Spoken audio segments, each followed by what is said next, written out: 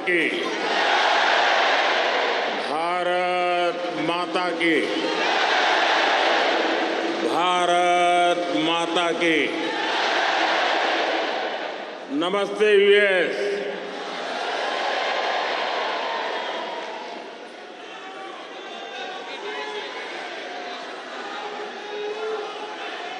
अब अपना नमस्ते भी मल्टीनेशनल हो गया है।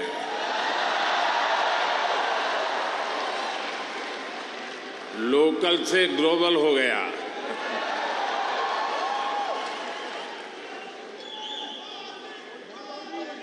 और ये सब आपने किया है।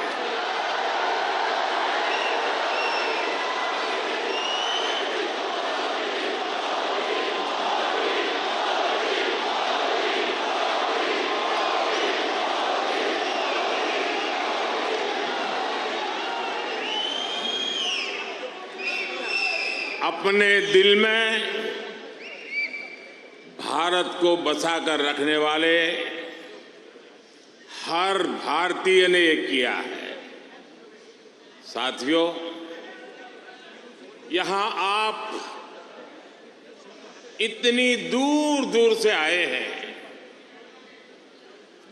कुछ पुराने चेहरे हैं, कुछ नए चेहरे हैं। आपका यह प्यार, ये मेरा बहुत बड़ा सौभाग्य है।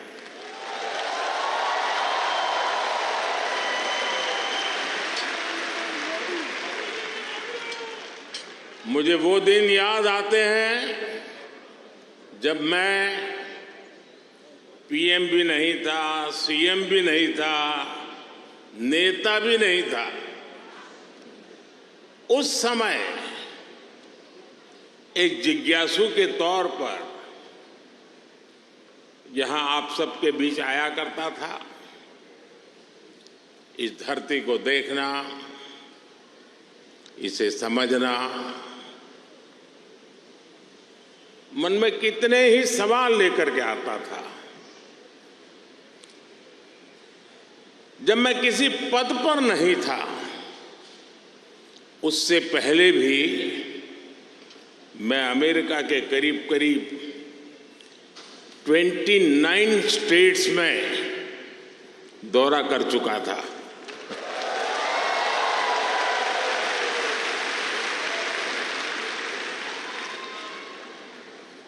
उसके बाद जब मैं सीएम बना तो टेक्नोलॉजी के माध्यम से आपके साथ जुड़ने का सिलसिला जारी रहा।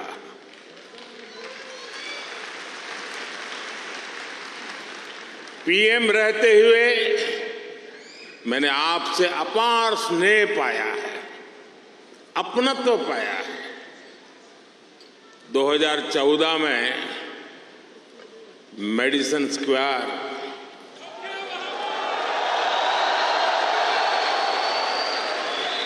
2015 में सैन होसे, 2019 में ह्यूस्टन, 2023 में वाशिंगटन और अब 2024 में न्यूयॉर्क।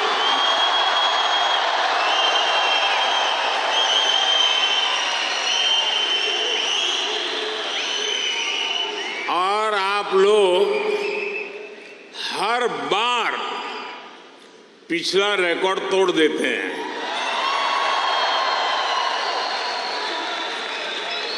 साथियों, मैं हमेशा से आपके सामर्थ्य को, भारतीय डायस्पोरा के सामर्थ्य को समझता रहा हूं। जब मेरे पास कोई सरकारी पद नहीं था, तब भी समझता था और आज भी समझता हूं।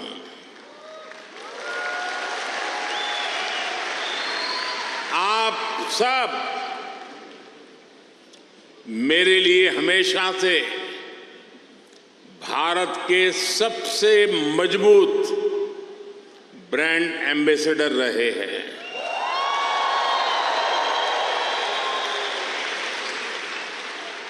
और इसलिए मैं आप सबको राष्ट्रदूत कहता हूं।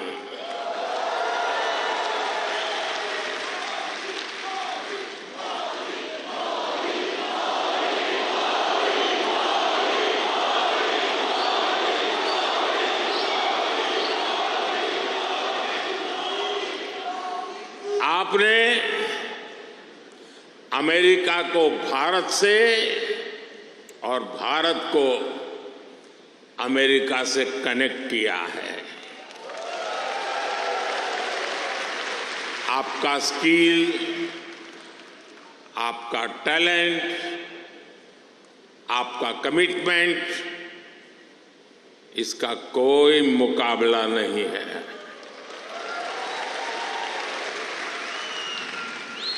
आप 7 समंदर पार भले आए गए हैं, लेकिन कोई समंदर इतना गहरा नहीं जो दिल की गहराइयों में बसे हिंदुस्तान को आपसे दूर कर सके।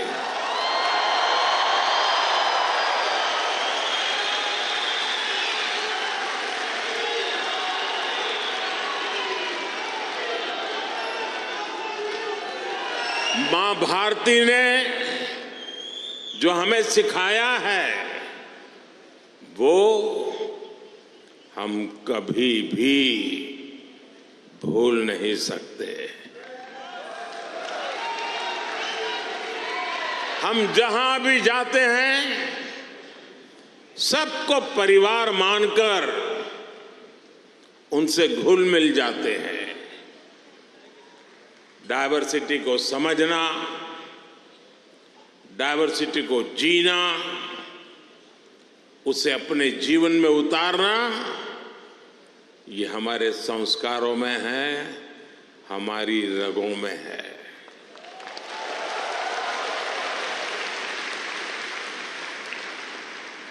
हम उस देश के वासी हैं जहां सैकड़ों भाषाएं हैं, सैकड़ों बोलियां हैं, दुनिया के सारे मत है, पंथ है, फिर भी हम एक बनकर, नेक बनकर आगे बढ़ रहे हैं।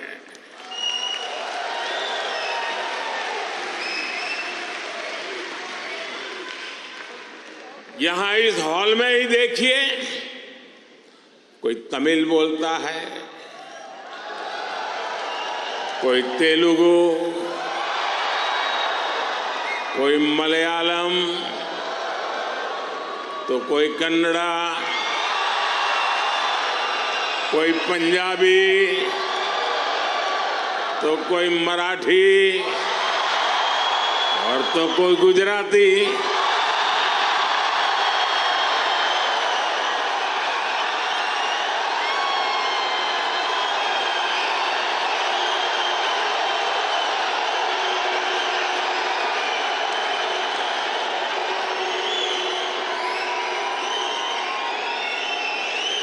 भाषा अनेक है, लेकिन भाव एक है,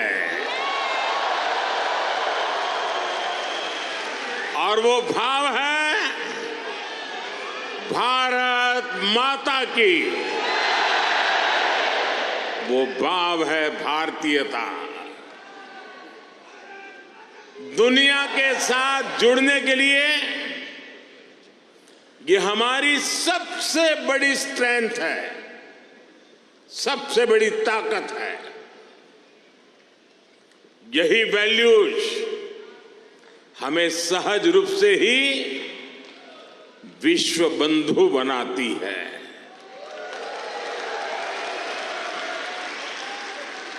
हमारे यहां कहा जाता है, तेन तख्तेन भुंजी था, यानी जो त्याग करते हैं वे ही भोग पाते हैं।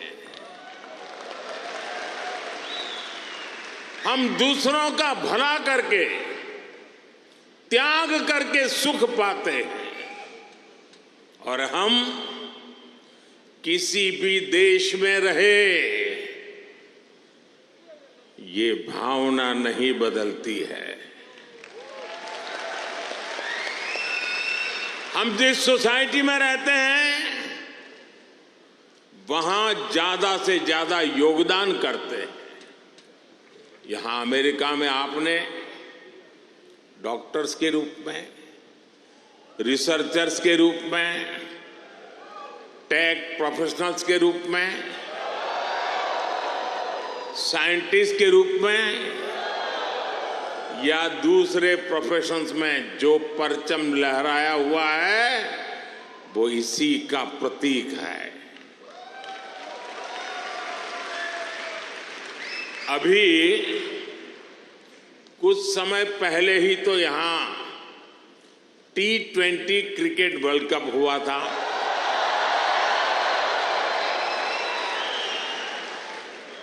और यूएसए की टीम क्या गजब खेली और उस टीम में यहां रह रहे भारतीयों का जो योगदान था वो भी दुनिया ने देखा है।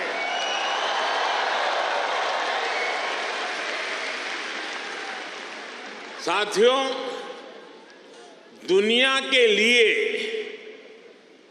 AI का मतलब है आर्टिफिशियल इंटेलिजेंस, लेकिन मैं मानता हूं कि AI का मतलब है अमेरिकन इंडियन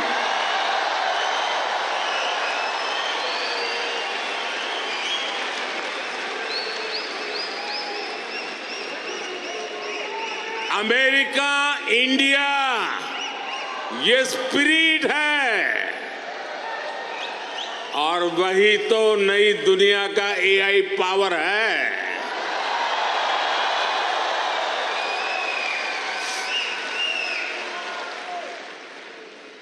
यही AI spirit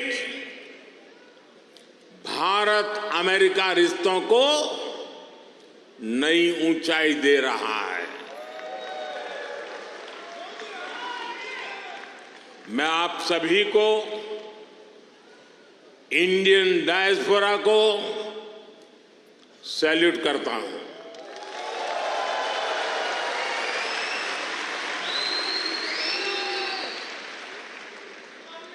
I salute you all.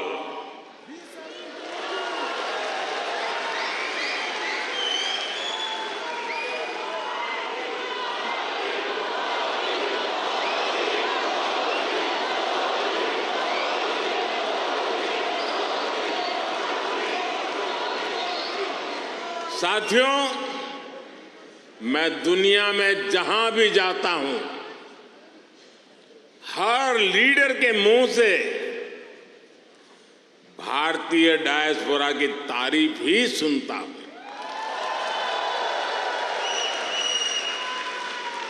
कल ही प्रेसिडेंट बाइडेन मुझे डेलावेयर में अपने घर ले गए थे।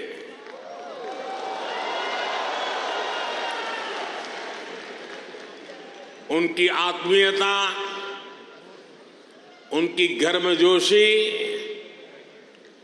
मेरे लिए दिल छू लेने वाला मोमेंट रहा।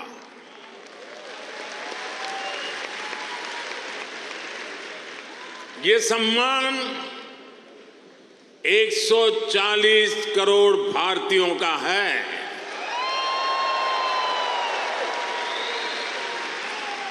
ये सम्मान आपका है, आपके पुरुषार्थ का है। ये सम्मान यहां रहने वाले लाखों भारतीयों का है।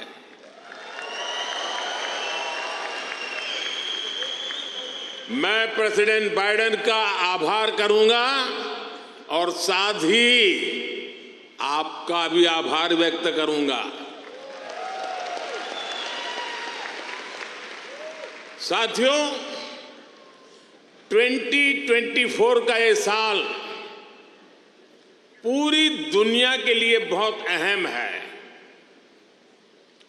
एक तरफ दुनिया के कई देशों के बीच संघर्ष है, तनाव है, तो दूसरी तरफ कई देशों में डेमोक्रेसी का जश्न चल रहा है।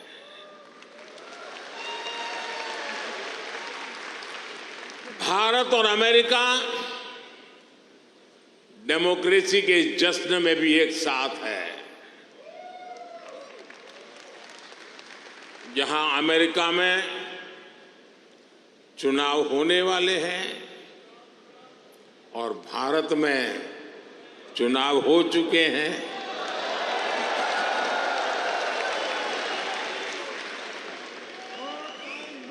भारत में हुए ये इलेक्शन ह्यूमन हिस्ट्री के अब तक के सबसे बड़े चुनाव थे।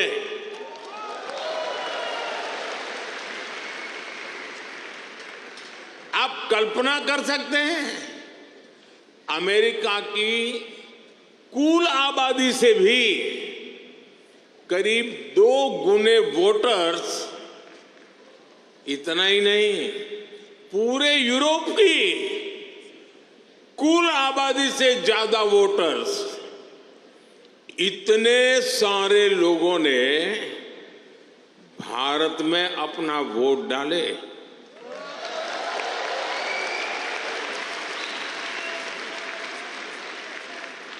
जब हम भारत की डेमोक्रेसी का उसका स्केल देखते हैं तो और भी गर्व होता है।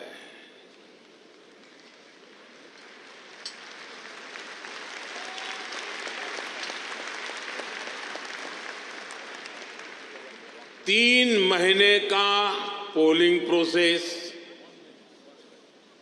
15 मिलियन यानी 1.5 करोड़ लोगों का पोलिंग स्टाफ, 1 मिलियन यानी 10 लाख से ज्यादा पोलिंग स्टेशन, 2,500 से ज्यादा पॉलिटिकल पार्टीज,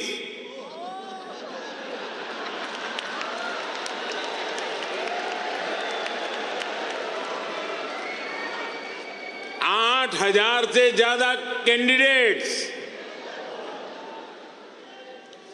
अलग अलग भाषाओं के हजारों न्यूज़पेपर्स, सैकड़ों रेडियो स्टेशन, सैकड़ों टीवी न्यूज चैनल, करोड़ों सोशल मीडिया अकाउंट्स, लाखों सोशल मीडिया चैनल्स, ये सब भारत की डेमोक्रेसी को वाइब्रेंट बनाते हैं।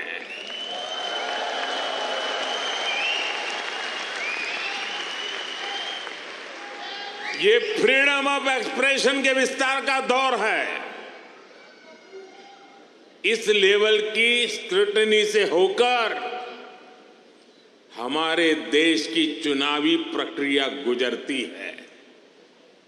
और साथियों, इस लंबी चुनावी प्रक्रिया से गुजरकर इस बार भारत में कुछ अभूतपूर्व हुआ है।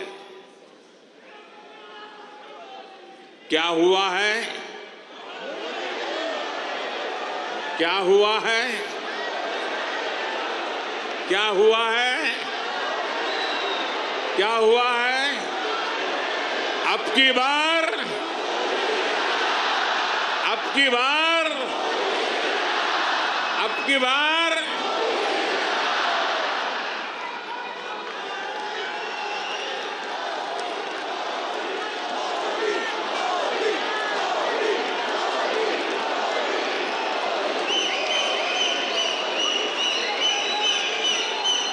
साथियों,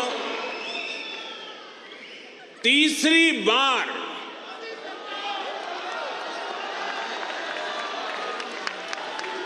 हमारी सरकार की वापसी हुई है।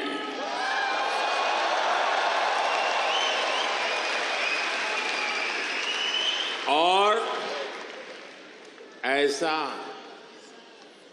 पिछले 60 सालों में भारत में नहीं हुआ था।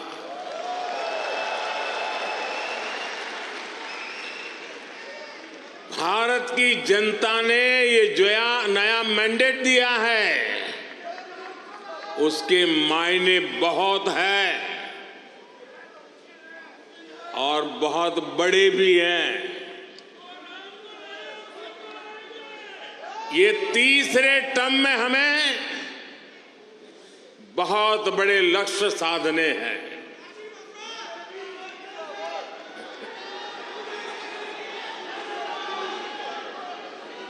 हमें 3 गुना ताकत और 3 गुना गति के साथ आगे बढ़ना है।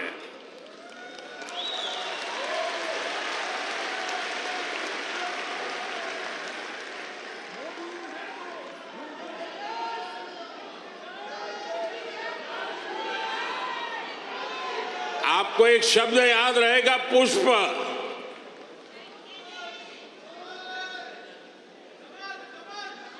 हाँ, कमल मान लीजिए, मुझे इतराज नहीं है।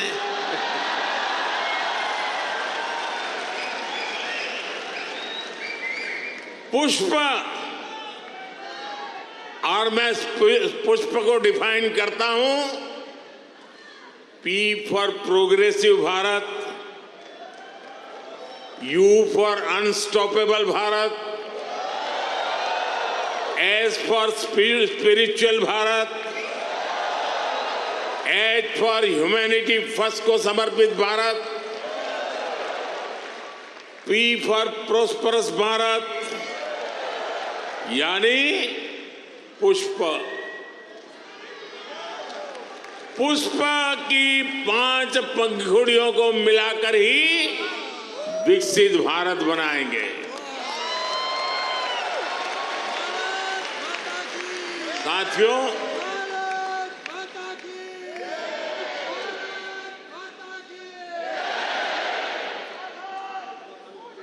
साथियों, मैं भारत का पहला प्रधानमंत्री हूं जिसका जन्म आजादी के बाद हुआ।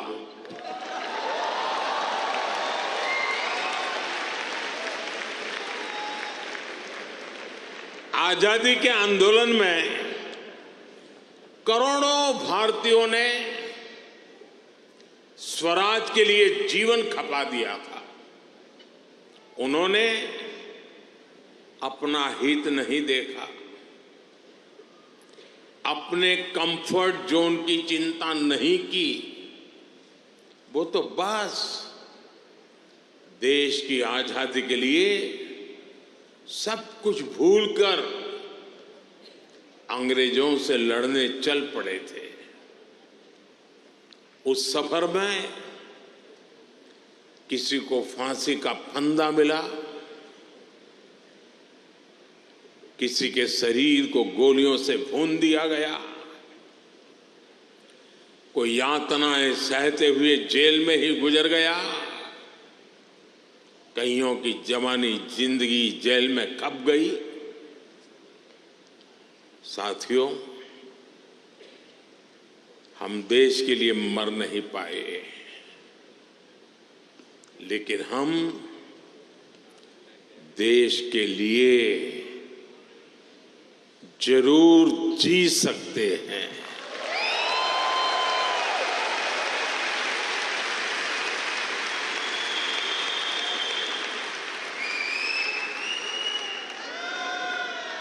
मरना हमारे नसीब नहीं था, जीना हमारे नसीब है।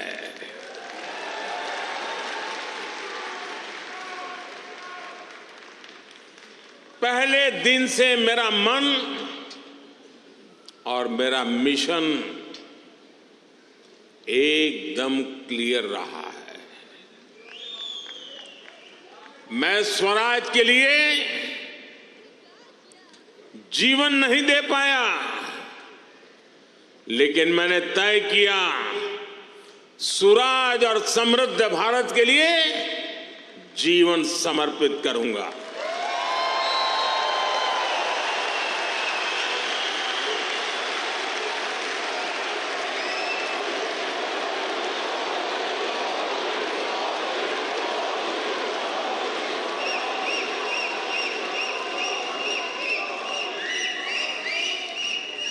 मेरे जीवन का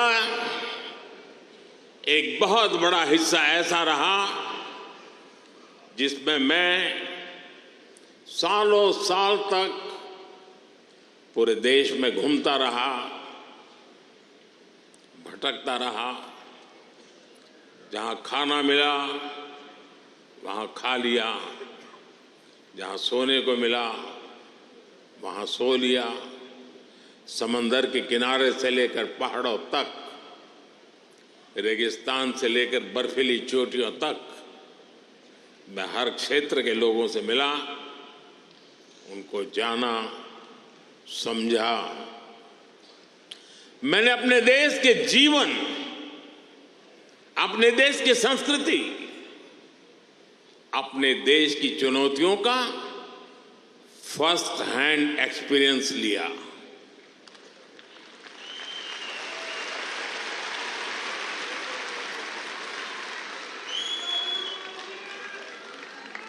वो भी एक वक्त था जब मैंने अपनी दिशा कुछ और तय की थी, लेकिन नियति ने मुझे राजनीति में पहुंचा दिया। कभी नहीं सोचा था कि एक दिन चीफ मिनिस्टर बनूंगा, और बना तो गुजरात का लॉन्गेस्ट सर्विंग चीफ मिनिस्टर बन गया। 13 साल तक गुजरात का चीफ मिनिस्टर रहा। इसके बाद लोगों ने प्रमोशन देकर मुझे प्राइम मिनिस्टर बना दिया।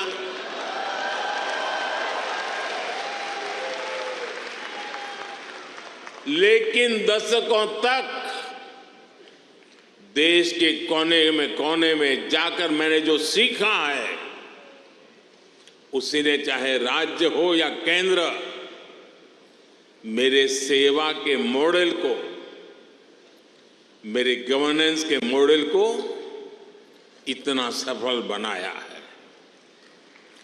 पिछले 10 साल में इस गवर्नेंस मॉडल की सफलता आपने देखी है, पूरी दुनिया ने देखी है, और अब देश के लोगों ने बहुत बड़े भरोसे के साथ मुझे ये तीसरा टर्म सौंपा है।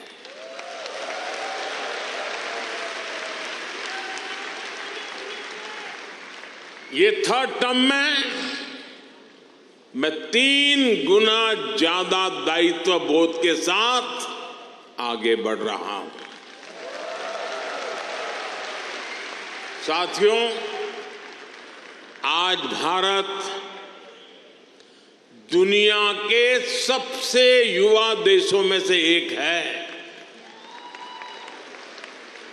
भारत एनर्जी से भरा हुआ है, सपनों से भरा हुआ है। रोज नए कीर्तिमान, हर रोज नई खबर। आज ही एक और बहुत अच्छी खबर मिली है। चेस ओलंपियाड में मेंस और वुमेन्स दोनों में भारत को गोल्ड मिला है।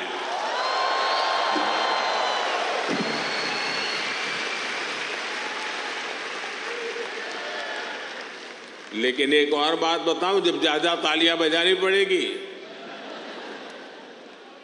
ये लगभग 100 साल के इतिहास में पहली बार हुआ है।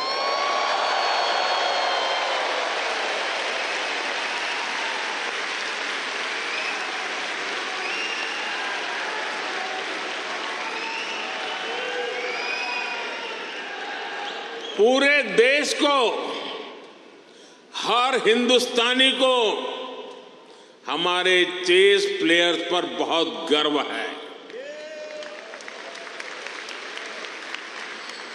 एक और एआई है जो भारत को ड्राइव कर रही है, और वो कौन सा और है?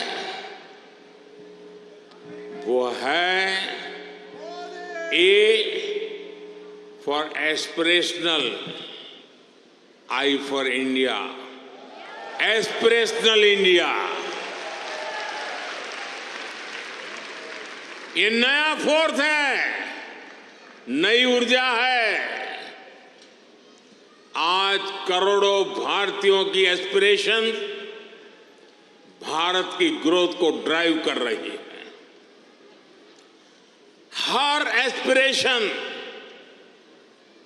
नए अचीवमेंट को जन्म देती है, और हर अचीवमेंट नए एस्पिरेशन के लिए खाद पानी बन रही है। एक दशक में भारत 10वें नंबर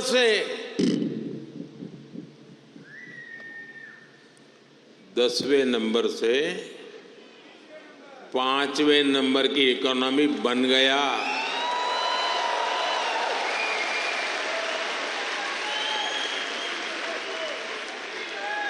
अब हर भारतीय चाहता है कि भारत जल्दी से 3rd लार्जेस्ट इकोनॉमी बने।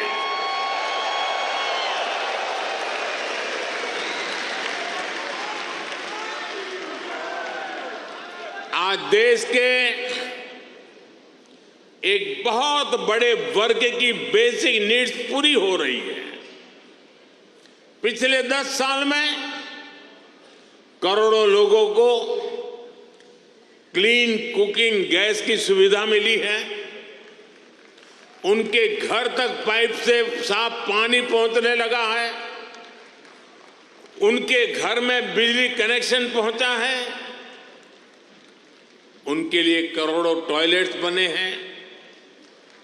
ऐसे करोड़ों लोग अब क्वालिटी लाइफ चाहते हैं।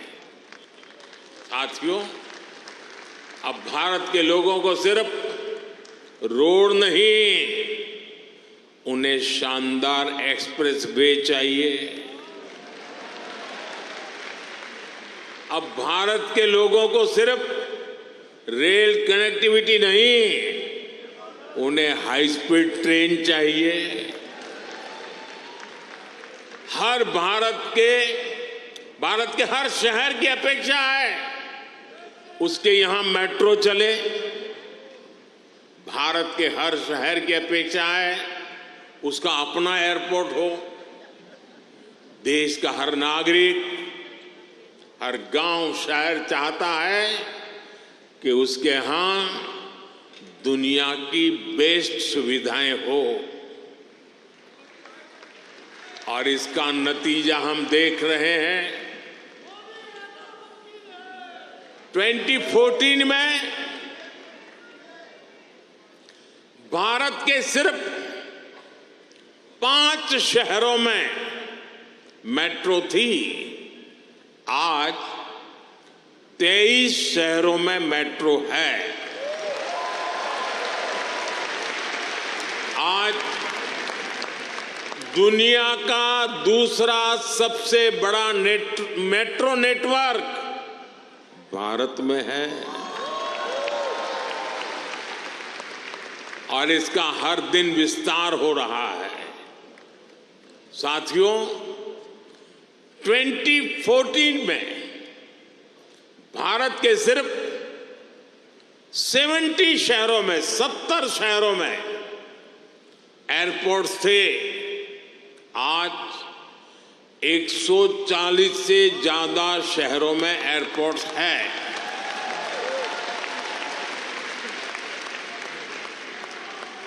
2014 में 100 से भी कम ग्राम पंचायतों में ब्रॉडबैंड कनेक्टिविटी थी। 100 से भी कम। आज 2 लाख से भी ज्यादा पंचायतों में ब्रॉडबैंड कनेक्टिविटी है। 2014 में भारत में 140 मिलियन यानी 14 करोड़ के आसपास एलपीजी कंज्यूमर थे। आज भारत में 310 मिलियन यानी 31 करोड़ से ज्यादा एलपीजी कंज्यूमर है। जिस काम में पहले सालों लग जाते थे, वो काम अब महीनों में खत्म हो रहा है।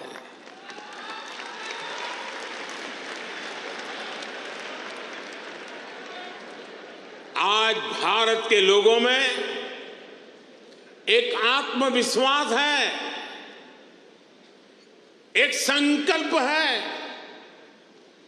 मंजिल तक पहुंचने का इरादा है। भारत में डेवलपमेंट एक पीपल्स मूवमेंट बन रहा है और हर भारतीय विकास के इस मूवमेंट में बराबर का पार्टनर बन गया है। उसे भरोसा है भारत की सफलता पर, भारत की उपलब्धियों पर। साथियों, भारत आज लैंड ऑफ अपॉर्चुनिटीज है, अवसरों की धरती है।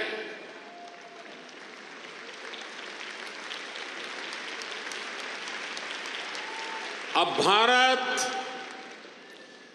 अवसरों का इंतजार नहीं करता,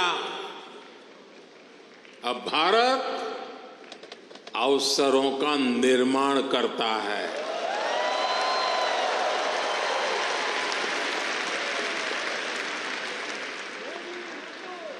बीते 10 साल में भारत ने हर सेक्टर में अपॉर्चुनिटीज का एक नया लॉन्चिंग पैड तैयार किया है। आप देखिए, सिर्फ 1 दशक में ही, और ये बात आप सबको गर्व देगी, सिर्फ 1 दशक में ही 25 करोड़ लोग, 1 दशक में ही 25 करोड़ लोग गरीबी से बाहर निकले हैं।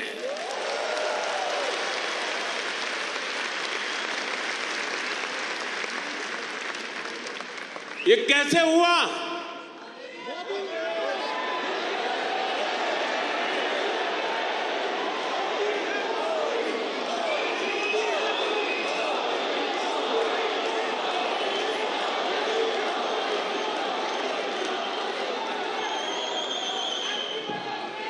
ये इसलिए हुआ, हमने पुरानी सोच बदली, अप्रोच बदली। हमने गरीब को एम्पावर करने पर फोकस किया। 50 करोड़ यानी 500 मिलियन से ज्यादा लोगों को बैंकिंग सिस्टम से जोड़ा। 55 करोड़ यानी 550 मिलियन से ज्यादा लोगों को 5 लाख रुपए तक का फ्री मेडिकल ट्रीटमेंट देना। 4 करोड़ यानी 40 मिलियन से ज्यादा फैमिलीज को पक्के घर देना। कोलेटरल फ्री लोन्स का सिस्टम बनाकर करोड़ों लोगों को ईज ऑफ क्रेडिट से जोड़ना।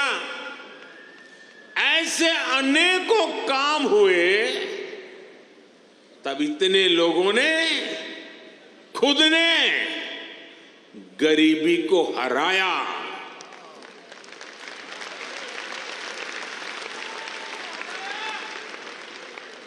और वो गरीबी से निकल करके आज यही नियो मिडिल क्लास भारत के डेवलपमेंट को तेज गति दे रहा है।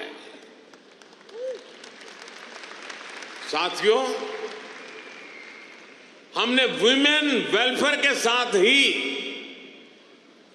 विमेन लेड डेवलपमेंट पर फोकस किया है।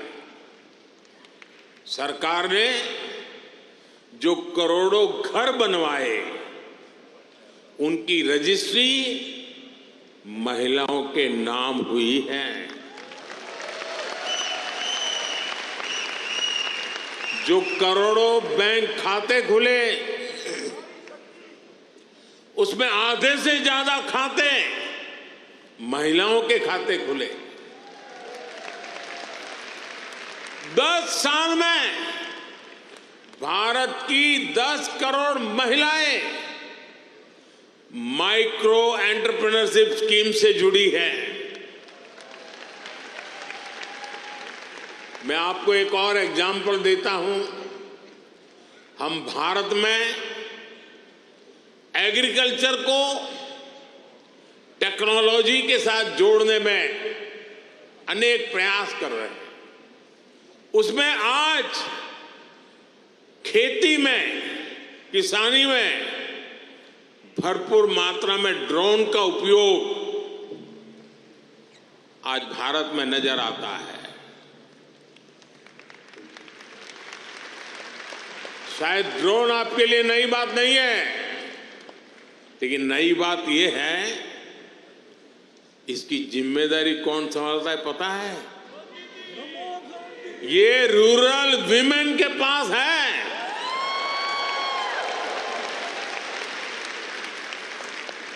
हम हजारों महिलाओं को ड्रोन पायलट्स बना रहे हैं। एग्रीकल्चर में टेक्नोलॉजी का ये बहुत बड़ा रिवॉल्यूशन गांव की महिलाएं लेकर आ रही है।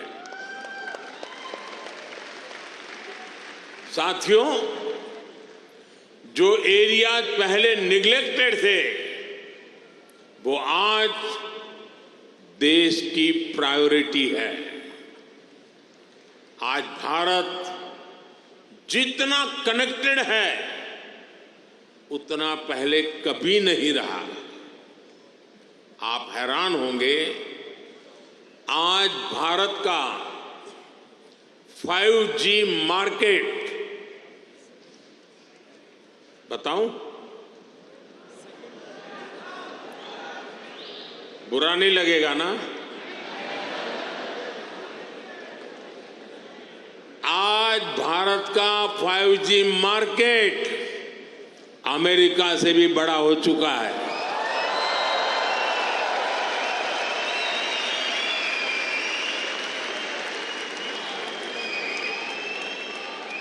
और ये 2 साल के भीतर भीतर हुआ है। अब तो Bharat made in India 6G पर काम कर रहा है। ये कैसे हुआ?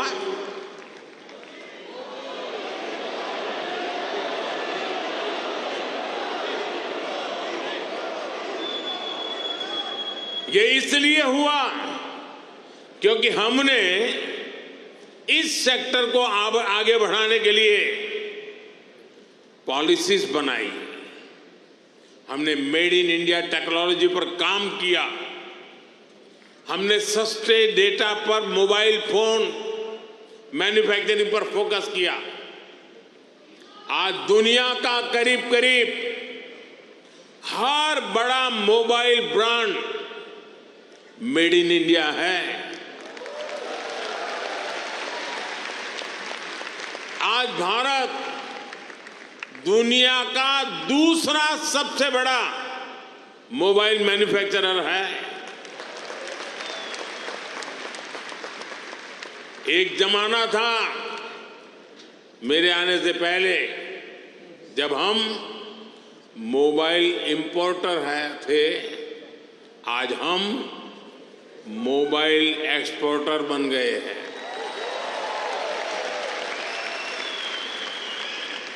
साथियों, अब भारत पीछे नहीं चलता। अब भारत नई व्यवस्थाएं बनाता है। अब भारत नेतृत्व करता है।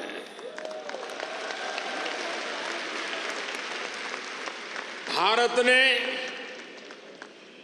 डिजिटल पब्लिक इंफ्रास्ट्रक्चर डीपीआई का नया कंसेप्ट दुनिया को दिया है। डीपीआई ने इक्वेलिटी को प्रमोट किया है। ये करप्शन को कम करने का भी बहुत बड़ा माध्यम बन गया है। भारत का यूपीआई आज पूरी दुनिया को आकर्षित कर रहा है।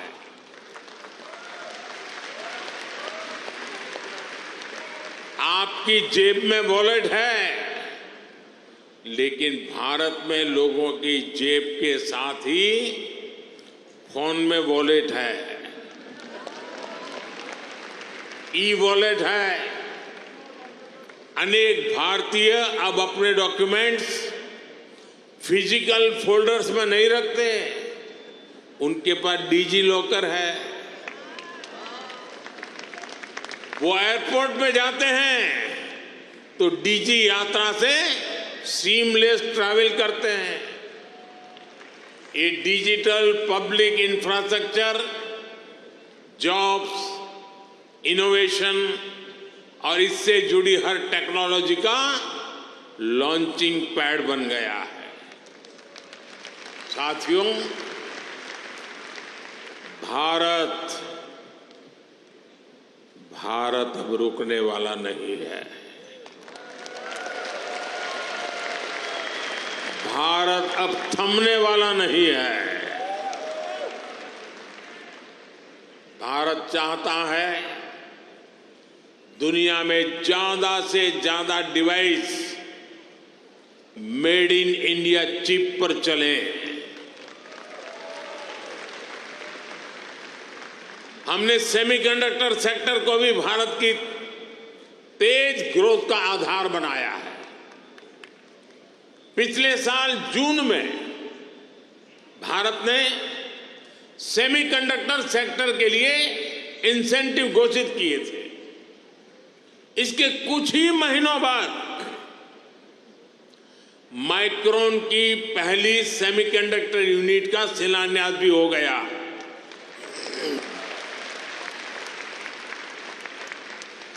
अब तक भारत में ऐसी 5 यूनिट्स स्वीकृत हो चुकी हैं। वो दिन दूर नहीं जब आप मेड इन इंडिया चिप यहां अमेरिका में भी देखेंगे। ये छोटी सी चिप विकसित भारत की उड़ान को नई ऊंचाई पर ले जाएगी। और ये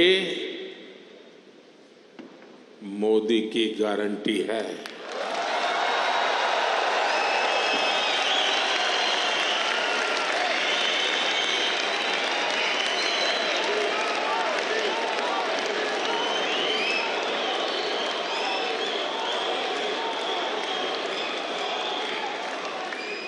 साथियों, आज भारत में रिफॉर्म्स के लिए जो कन्विक्शन, जो कमिटमेंट है, वो अभूतपूर्व है। हमारा ग्रीन एनर्जी ट्रांजिशन प्रोग्राम इसका बहुत बड़ा उदाहरण है। दुनिया की 17% पॉपुलेशन होने के बावजूद ग्लोबल कार्बन एमिशन में भारत की हिस्सेदारी सिर्फ 4% है। दुनिया को बर्बाद करने में हमारा कोई रोल नहीं है।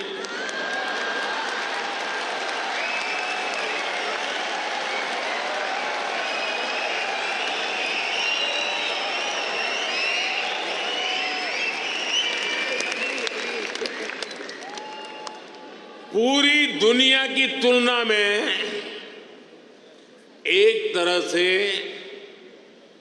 यानी कह सकते हैं ना के बराबर है। हम भी सिर्फ कार्बन फ्यूल जलाकर अपनी ग्रोथ को सपोर्ट कर सकते थे, लेकिन हमने ग्रीन ट्रांजिशन का रास्ता चुना। प्रकृति प्रेम के हमारे संस्कारों ने हमें गाइड किया, इसलिए हम solar, wind, hydro, green hydrogen और न्यूक्लियर एनर्जी पर इन्वेस्टमेंट कर रहे हैं। आप देखिए, भारत G20 का ऐसा देश है जिसने पेरिस क्लाइमेट गोल्स को सबसे पहले पूरा कर दिया।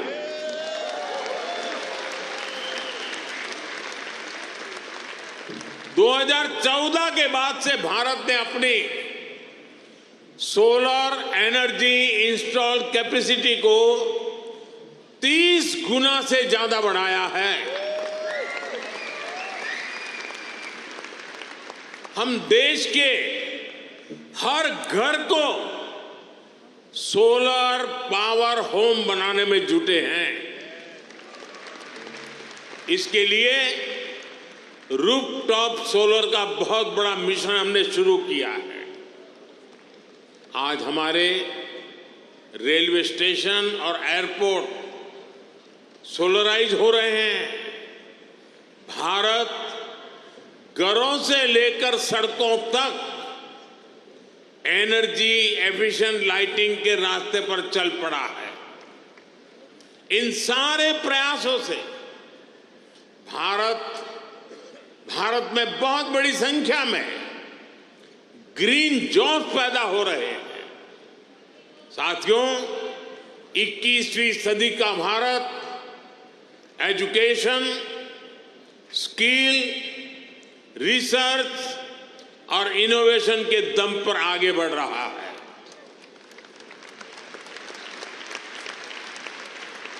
आप सभी नालंदा यूनिवर्सिटी के नाम से परिचित है।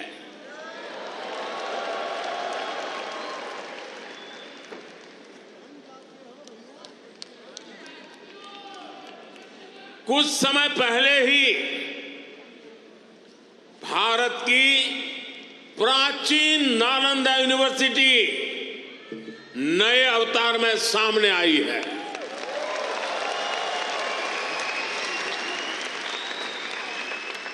आज सिर्फ यूनिवर्सिटी को ही नहीं, बल्कि नालंदा स्पिरिट को भी रिवाइव कर रहा है। पूरी दुनिया के स्टूडेंट्स भारत आकर पढ़े। हम इस तरह का आधुनिक इकोनॉमिक सिस्टम बना रहे हैं। बीते 10 साल में भारत में, ये भी जरा आप लोगों को याद रखने जैसी बात बताता हूं मैं, बीते 10 साल में भारत में हर सप्ताह एक यूनिवर्सिटी बनी है।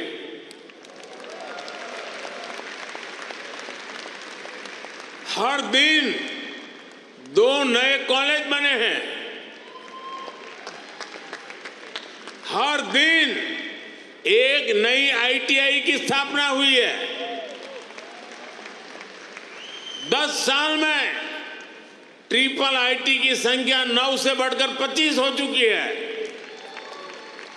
IIMs की संख्या 13 से बढ़कर 21 हो चुकी है।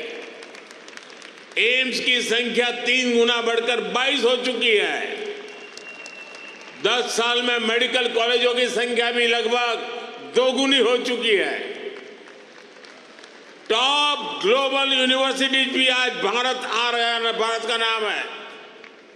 अभी तक दुनिया ने भारत के डिजाइनर्स का दम देखा, अब दुनिया डिजाइन इन इंडिया का जलवा देखेगी।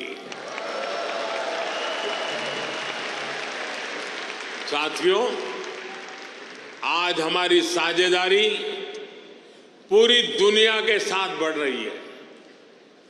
पहले भारत सबसे समान दूरी की नीति पर चलता था, इक्वल डिस्टेंस। अब भारत सबसे समान नजदीकी की नीति पर चल रहा है।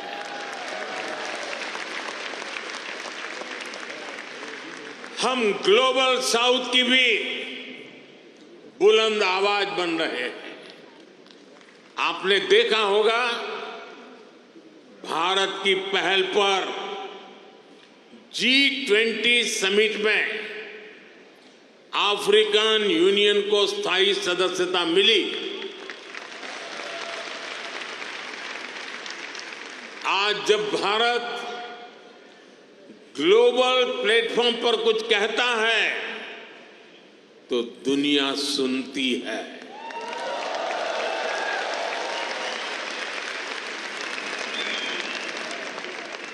कुछ समय पहले जब मैंने कहा कि this is not the era of war, तो उसकी गंभीरता सबने समझी। साथियों, आज दुनिया में कहीं भी संकट आए, भारत फर्स्ट रिस्पॉन्डर के रूप में सामने आता है। कोरोना के समय में हमने 150 से ज्यादा देशों को वैक्सीन और दवाइयां भेजी।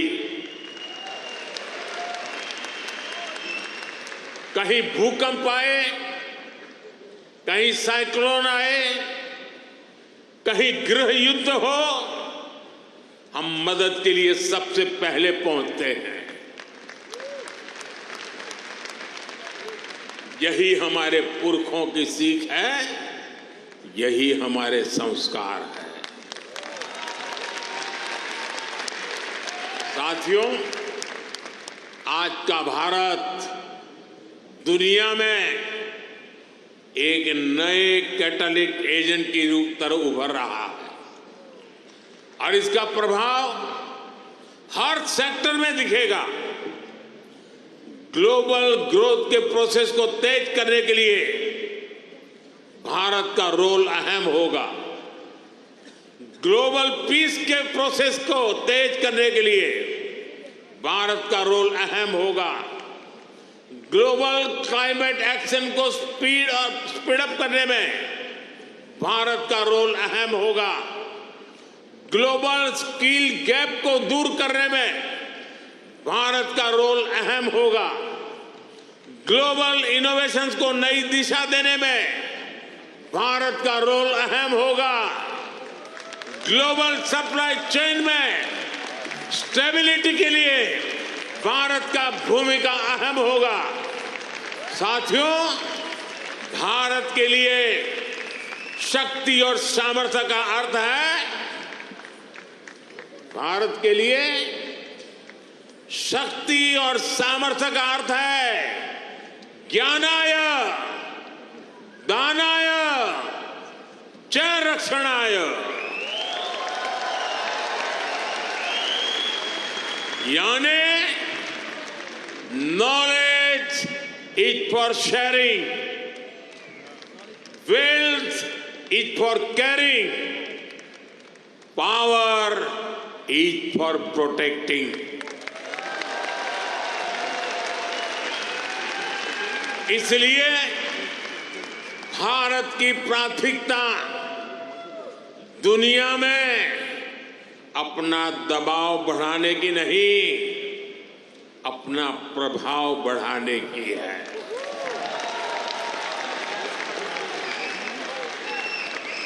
हम आग की तरह जलाने वाले नहीं, हम सूरज के किरण की तरह रोशनी देने वाले लोग हैं।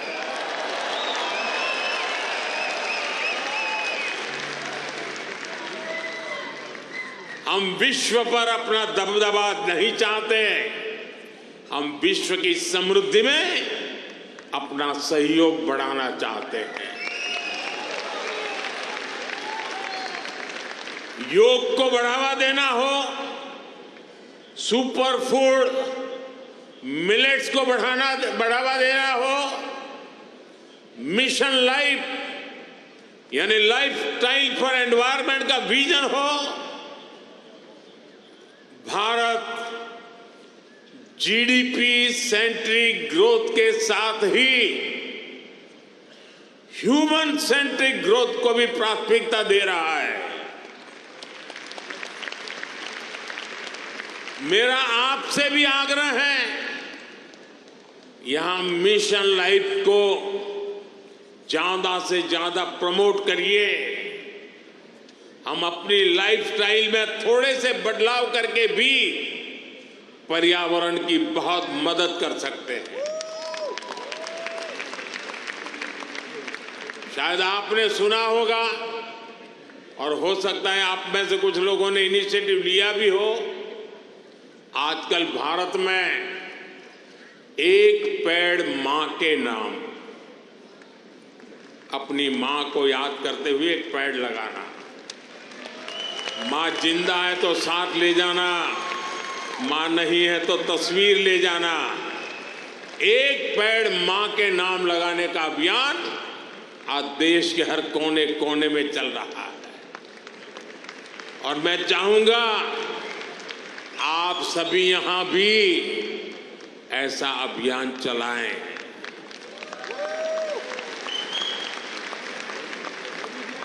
यह हमारी जन्मदाता मां और धरती मां दोनों का यश बढ़ाएगा। साथियों, आज का भारत बड़े सपने देखता है, बड़े सपनों का पीछा करता है। अभी कुछ दिन पहले ही पेरिस ओलंपिक खत्म हुए हैं।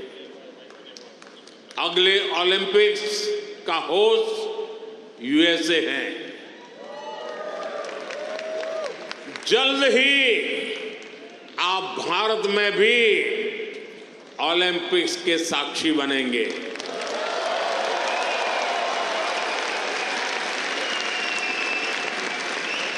हम 2036 के ओलंपिक्स की मेजबानी के लिए हर संभव प्रयास कर रहे हैं। स्पोर्ट्स हो, बिजनेस हो या फिर एनवायरमेंट, एंटरटेनमेंट, आज भारत बहुत बड़े आकर्षण का केंद्र है। आज आईपीएल जैसी भारत की लीग्स दुनिया की टॉप लीग्स में से एक है। भारत की फिल्में ग्लोबली धूम मचा रही हैं। भारत आज ग्लोबल टूरिज्म में भी परचम लहरा रहा है। दुनिया के अलग अलग देशों में भारत के त्योहार मनाने की होड़ है। मैं देख रहा हूं इन दिनों हर शहर में लोग नवरात्रि का गरबा सीख रहे हैं।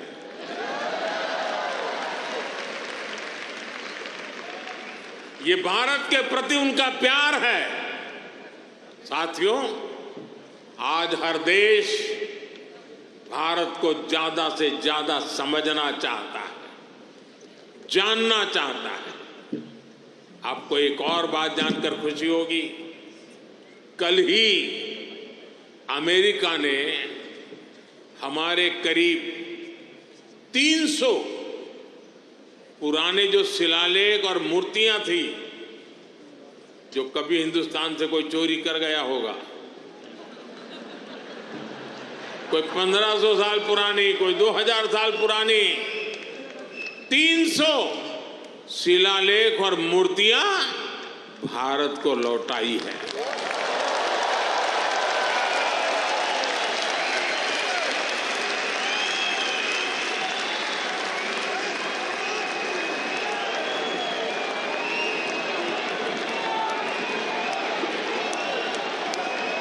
अभी तक अमेरिका ऐसी लगभग 500 धरोहरें भारत को लौटा चुका है। ये कोई छोटी सी चीज लौटाने का विषय नहीं है। ये हमारी हजारों वर्षों की विरासत का सम्मान है। ये भारत का सम्मान है और ये आपका भी सम्मान है। मैं अमेरिका की सरकार का इसके लिए बहुत आभारी हूं। साथियों, भारत और अमेरिका की पार्टनरशिप लगातार मजबूत हो रही है। हमारी पार्टनरशिप ग्लोबल गुड के लिए है। हम हर क्षेत्र में सहयोग बढ़ा रहे हैं और इसमें आपकी सहूलियत का भी ध्यान है। मैंने पिछले साल ये घोषणा की थी कि सिएटल में हमारी सरकार का नया कॉन्सुलेट खोलेगी। अब ये कॉन्सुलेट शुरू हो चुका है। मैंने 2 और कॉन्सुलेट खोलने के लिए आपके सुझाव मांगे थे। मुझे आपको ये बताते हुए खुशी है कि आपके सुझावों के बाद भारत ने बोस्टन और लॉस एंजलिस में 2 नए कॉन्सुलेट खोलने का निर्णय लिया है।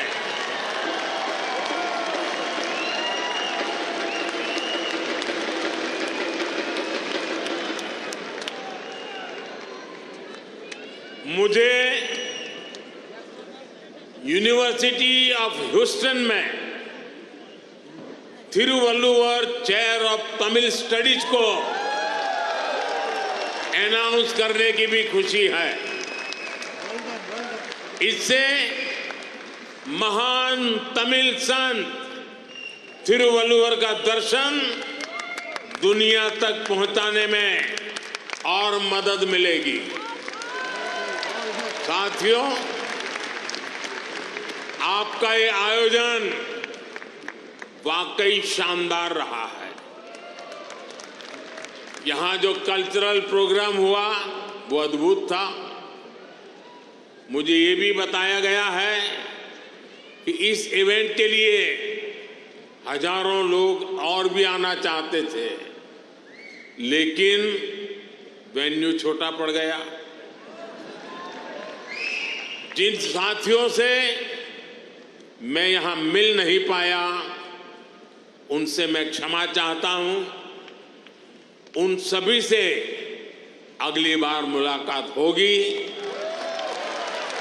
किसी और दिन, किसी और वेन्यू पर। लेकिन मैं जानता हूं उत्साह ऐसा ही होगा, जोश ऐसा ही होगा। आप ऐसे ही स्वस्थ रहें, समृद्ध रहें। भारत अमेरिका दोस्ती को ऐसे ही मजबूत करते रहें। इसी कामना के साथ आप सभी का बहुत बहुत धन्यवाद। मेरे साथ बोलिए भारत माता की, भारत माता की, भारत माता की। बहुत बहुत धन्यवाद।